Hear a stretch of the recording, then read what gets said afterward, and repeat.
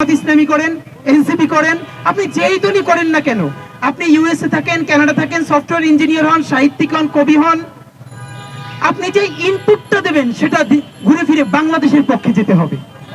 আপনার মননে, মগজে, ভাবনায়, চিন্তায়, সমস্তত্বে, রাজনীতিতে যেই জিনিসটা বারবার প্রতিধ্বনি হবে সেইটা হলো বাংলাদেশ এবং বাংলাদেশ একটা স্বাধীন সার্বভৌম সীমান্ত।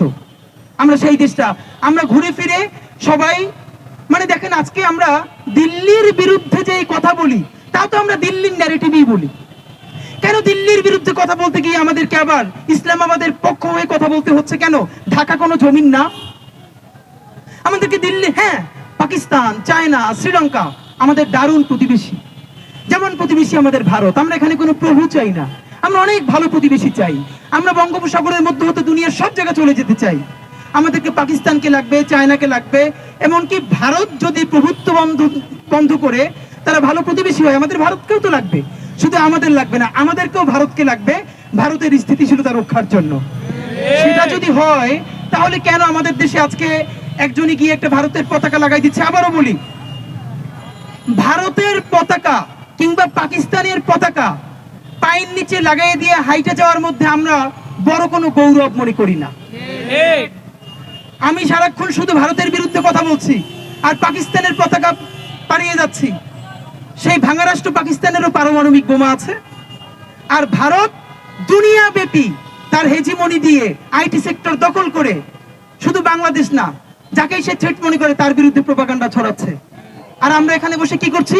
কতক্ষণ ভারত, কতক্ষণ পাকিস্তানের কথা বলছি। আমার ঢাকার কথা কই ভাই? আমার বাংলাদেশের কথা কই ভাই? একজন আজানের উত্তর দিয়েন। আমাদের এবার নয়া রাজনীতি, আমরা ঢাকার কথা বলবো, আমরা 56,000 বর্গ মাইলের কথা বলবো। আমার যে বন্ধুরা ভারতের আর পাকিস্তানের পতাকা আপনারা পাপোশ হিসেবে ব্যবহার করছেন, আপনাদেরকে একটা বিনীত অনুরোধ করি ভাই হিসেবে, এই সময়টা এইখানে ব্যয় না করে বাংলাদেশের পতাকাটা আরো কত উঁচুতে বাঁধা যায় সেইটার উপরে নজর দেন। ভারত পাকিস্তানকে পাড়াই গেলে বাংলাদেশের কোনো উন্নতি হবে না, কিন্তু বাংলাদেশের পতাকাটা যদি আরো অনেক উঁচুতে, আরো উঁচুতে বাঁধা যায়, সেইটাই আমাদেরকে বিশ্বের বুকে পরিচিত করবে ইনশাআল্লাহ। ইনশাআল্লাহ চলেন, আমরা কেউ বিএনপি করবো, কেউ জামাত করবো, কেউ এনসিপি করবো, যা ইচ্ছে তাই করবো, কিন্তু আমরা কোন দেশের তাবেদারি করব না, গোলামি করব না। আমাদের মননে, মগজে, চিন্তায়, ভাবনায় যেটা অনুরণিত হবে সেটা শুধুই বাংলাদেশ।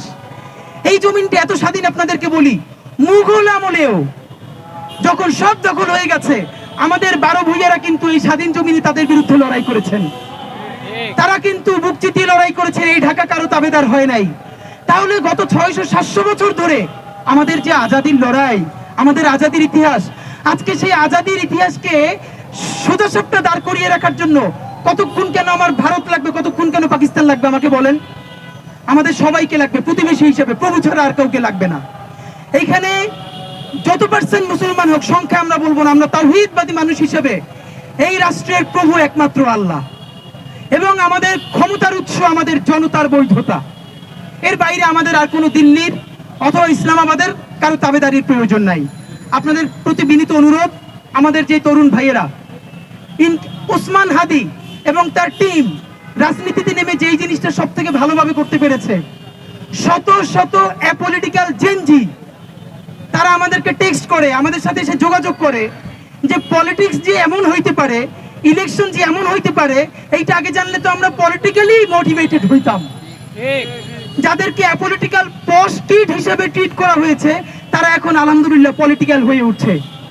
এই বাচ্চারা যারা কারো কাছে জীবনে 1 পয়সা চাঁদা চাবে না, ঠিকাদারি চাবে না, নিজের বাপের পয়সায় চলে, খুবই ডিসেন্ট একটা লাইফ লিড করে, দেশের জন্য ভাবে, তারা যখন ভবিষ্যতে এমপি হবে, মন্ত্রী হবে, তারা যখন রাজনৈতিক দলের প্রধান হবে, সে যেই দলই হোক, বাংলাদেশের স্বাধীনতা, সার্বভৌমত্ব দাঁড়িয়ে যাবে ইনশাআল্লাহ। ইনশাআল্লাহ আমাদের লড়াই, আমরা এমন একটা রাজনৈতিক অবস্থান তৈরি করতে চাই আমাদের টিমের সাথে, যারাই বেশ কিছুদিন কাজ করবে, এরপর আমাদেরকে ঘৃণা করে চলে গেলেও সেই যে দলের হয়ে কাজ করবে, সেখানে শুধু বাংলাদেশ পন্থার বিজয় হবে ইনশাআল্লাহ। ইনশাআল্লাহ সুতরাং আপনাদের মাধ্যমে এবার আমার প্রার্থী মির্জা আব্বাস ভাই, জামাতের অ্যাডভোকেট হেলাল ভাই, দুজনেরই বড় বিলবোর্ড আছে এখানে, তাদের চোখে পড়লো, আরো ভালো লাগলো। আপনারা দেখেছেন যে আমার সাথে যারা সেলফি তোলে, ছবি তোলে, এটা আমার জন্য আনন্দের। যে মানে একটা ছবিতে 3 জন প্রার্থী অন্তত পাওয়া যায় আলহামদুলিল্লাহ। তো আমি আপনাদের মাধ্যমে এখন পর্যন্ত গণমাধ্যম মাঝে মধ্যে এরকম বিতর্কের চেষ্টা করেছে যে তৈরির প্ল্যাটফর্ম তৈরি করে দিয়েছে যে সকল প্রার্থী এক মঞ্চে কথা বলবে। তো আমি আপনাদের মাধ্যমে বিনীত অনুরোধ করতে চাই, আব্বাস ভাই, হেলাল ভাই, আরো অন্যান্য যেসব প্রার্থী আছেন, আপনারা চাইলে, আমি ছোট মানুষ, আপনারা যদি আমাকে সহযোগিতা করেন, ঢাকা 8-এর 9টা ওয়ার্ডে আমরা পাবলিক পার্লামেন্ট করতে চাই। আমরা সবাই প্রার্থীরা একসাথে দাঁড়িয়ে থাকবো, এরপরে জনতা এসে যে কোনো প্রশ্ন আমাদেরকে করবে, একই প্রশ্নের উত্তর আমরা সবাই মিলে দিব। এবং আমি আশা করি এটা নতুন একটা ডেমোক্রেটিক জার্নি শুরু হবে। নাম্বার 2, আপনারা আমাকে আজকে এখানে কি প্রশ্ন করবেন, সাংবাদিক বন্ধুরাও করতে পারবেন। আপনাদের প্রশ্ন শেষ হলে প্লিজ সামনের জায়গাটা একটু ফাঁকা করে রাখবেন, যে কোনো একজন এসে যাতে প্রশ্ন করতে পারে।